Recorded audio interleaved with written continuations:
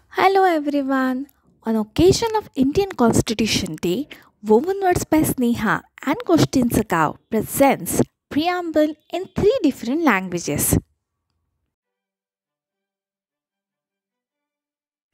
We, the people of India, having solemnly resolved to constitute India into a sovereign, socialist, secular, democratic republic and to secure to all its citizens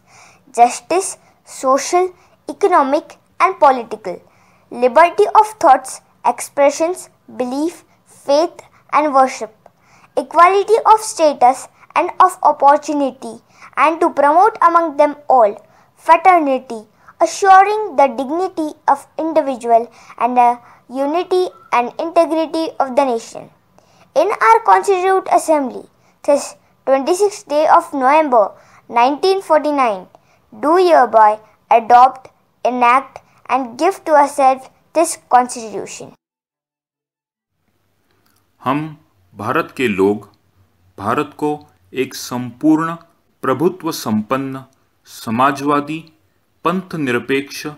लोकतंत्रात्मक गणराज्य बनाने के लिए तथा उसके समस्त नागरिकों को सामाजिक, आर्थिक और राजनैतिक न्याय, विचार, अभिव्यक्ति, विश्वास, धर्म और उपासना की स्वतंत्रता, प्रतिष्ठा और अवसर की समता प्राप्त करने के लिए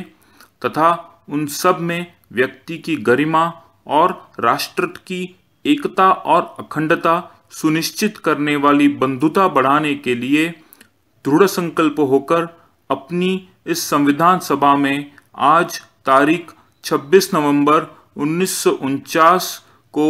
एतद्द्वारा इस संविधान को अंगीकृत, अधिनियमित और आत्मार्पित करते हैं. आम्ही भारताचे लोक भारताचे एक सार्वभौम समाजवादी धर्मनिरपेक्ष लोकशाही गणराज्य घडवण्याचा व त्याच्या सर्व नागरिकास सामाजिक, आर्थिक व राजनैतिक न्याय, विचार, अभिव्यक्ती, विश्वास, श्रद्धा व उपासना यांचे स्वातंत्र्य, दर्जाची व संधीची समानता निश्चितपणे प्राप्त करून देण्याचा